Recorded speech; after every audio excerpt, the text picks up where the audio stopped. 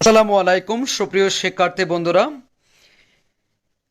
10 নম্বর ক্লাসে তোমাদের সবাইকে স্বাগত জানাচ্ছি। আমি ডিএচ শিপন। আজকে আমরা প্রোনাউনের যে ক্রম আছে সেই ক্রম নিয়ে আলোচনা করব। অর্থাৎ আমরা যখন প্রোনাউন জানি, আমরা অনেকগুলো আছে ফার্স্ট পারসন, অনেকগুলো সেকেন্ড পারসন, অনেকগুলো আছে থার্ড পারসন।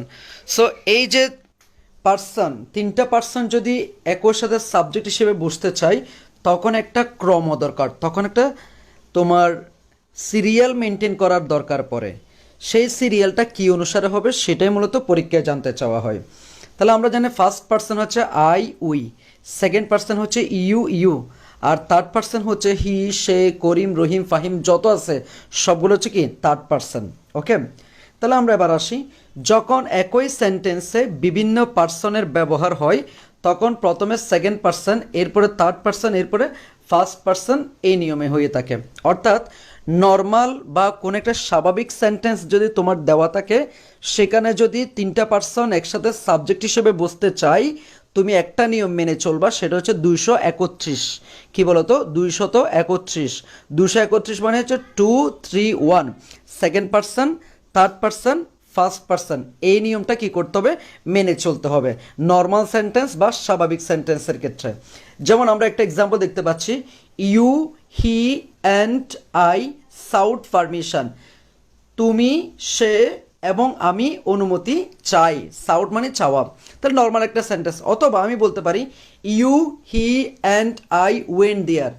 তুমি, সে এবং আমি সেখানে গিয়েছিলাম। অথবা আমরা বলতে পারি you he and I bought the T shirts, বলতে পারি। তাহলে নর্মাল বা স্বাভাবিক সেন্টেন্সের ক্ষেত্রে আমরা মেনে চলবো 231। আর যখন দুষ্ত্রুটি, খারাপ কিছু এবং অপরাধ স্বীকার করা, দায় স্বীকার করা এরকম সেন্টেন্স থাকবে, তখন হবে 123। 123 মানে first person, second person, third person, 1 2 3 এভাবে।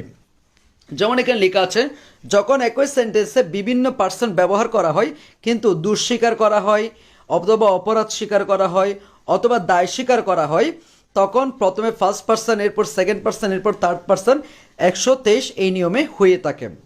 যেমন আমরা দেখতে পাচ্ছি I U and he R guilty.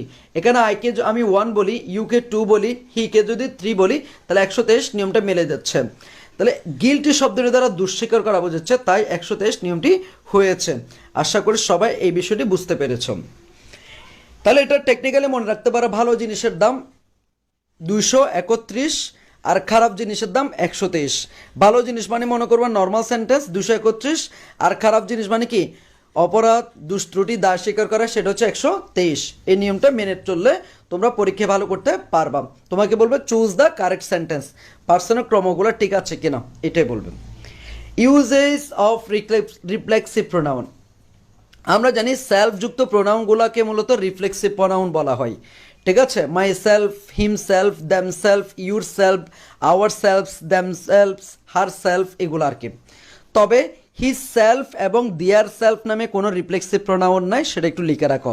His self এবং দিয়ার সেলফ নামে কোনো রিফ্লেক্সিভ প্রোনাউন নেই, আছে কি হিম সেলফ এবং কি দ্যাম সেলফস। ওকে, সাবজেক্ট এবং অবজেক্ট একই হলে রিফ্লেক্সিভ প্রোনাউন বসে। যেমন শি হার্টস হার সেলফ, সে নিজেই নিজেকে কি করেছে? ক্ষত করেছে।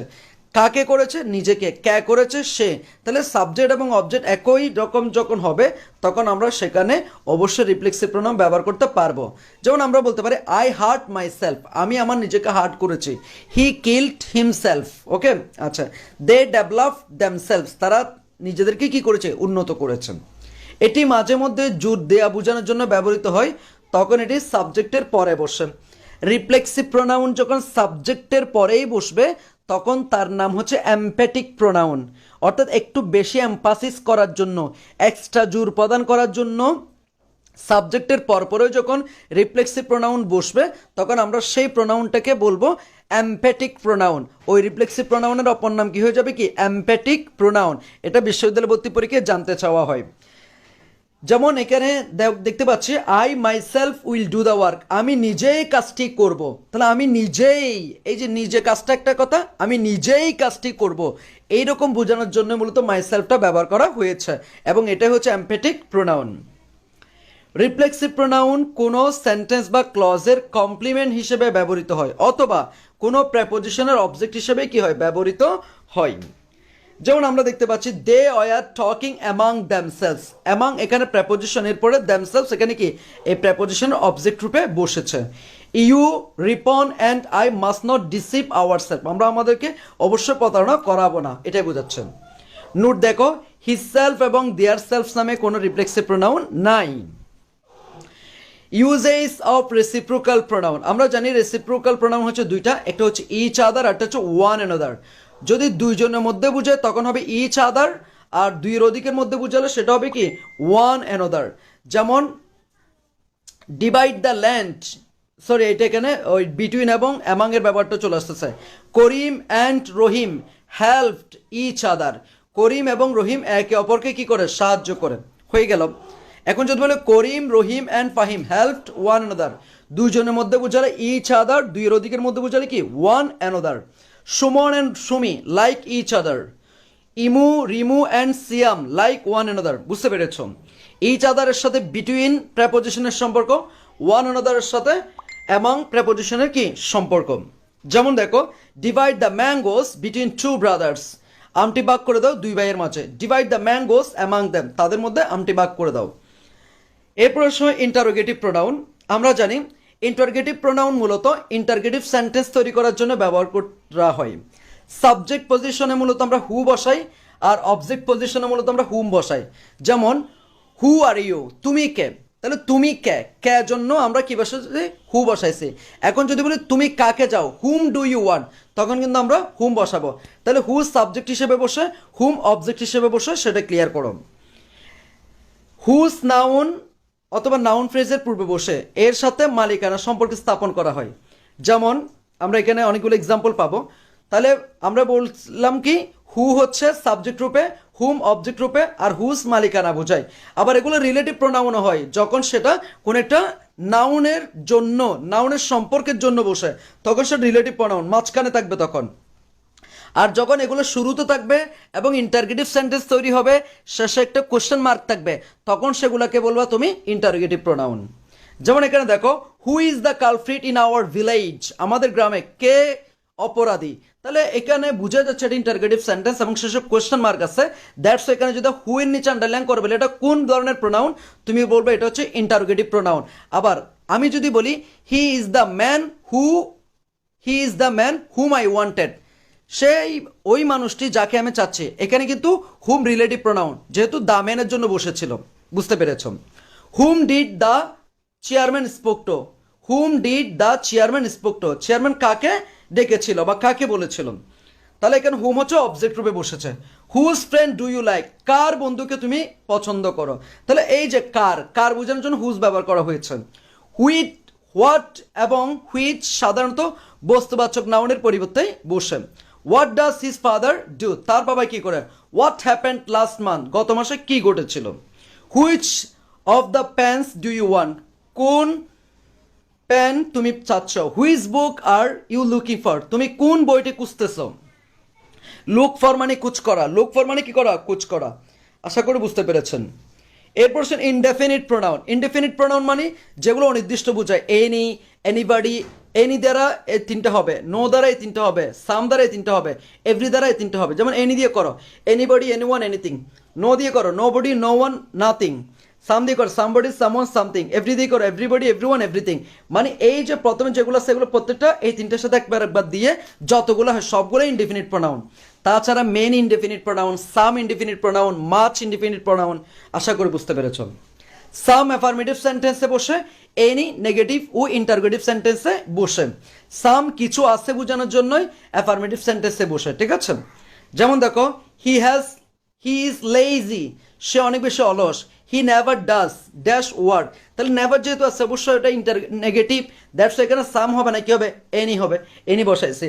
আই হ্যাভ ড্যাশ মানি, তাহলে I have no money, I have কি নো মানি, অথবা আই হ্যাভ সাম মানি বলতে পারবো তুমি, আমার কিছু টাকা আছে, আছে বোঝানোর জন্য আমরা সাম ব্যবহার করতে পারি। এরপর হচ্ছে রিলেটিভ প্রোনাউন। এরপরে তোমরা আসো রিলেটিভ প্রোনাউন। হু কোনো ভার্বের সাবজেক্ট হিসেবে বসে, ব্যক্তিবাচক। The boy who did the work has come, the boy who did the work has come, ওই বালকটি যে কাজটা করেছিল সে আসছে, এটা। তাহলে এখানে হুটা কার জন্য বসছে, দ্য বয়ের জন্য, দ্যাটস একটা রিলেটিভ প্রোনাউন, এটাকে তুমি ইন্টারগেটিভ প্রোনাউন বলতে পারবা না।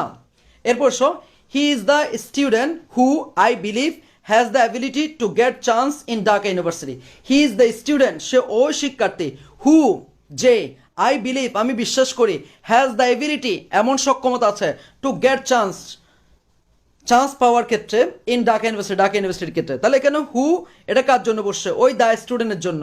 তাহলে এই যে নাউন এর সম্পর্ক তৈরি করে যে প্রোনাউনটা বসে সেটাকে বলা হচ্ছে relative pronoun.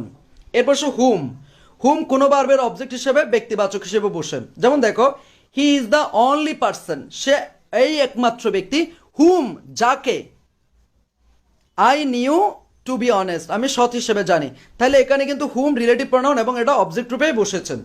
He is the student hmm I believe to have the ability to get chance in Dhaka university, তাহলে এখানেও কিন্তু হুম অবজেক্ট রূপে বসেছে এবং এটা রিলেটিভ প্রোনাউন। দ্যাট কোনো ভার্বের সাবজেক্ট এবং অবজেক্ট হিসেবে ব্যবহৃত হয়। Everyone that knew him liked him, তাহলে দ্যাট এখানে কি সাবজেক্ট রূপে বসেছে এবং এটা তোমার জাস্ট একটা নমিনাল দ্যাট ক্লজ আর কি। The man that I spoke to was kind minded, object রূপে বসেছে দ্যাট এখানে। দ্য ম্যান দ্যাট যাকে, তাহলে অবজেক্ট রূপে বসেছে। ওকে, হুজ মালিকানা বুঝাতে ব্যবহৃত হয়। Bob is the person whose pen I used, Bob এমন একজন ব্যক্তি যার পেন আমি ব্যবহার করেছিলাম। হুইজ কোনো ভার্বের সাবজেক্ট এবং অবজেক্ট হিসেবে ব্যবহৃত হয়।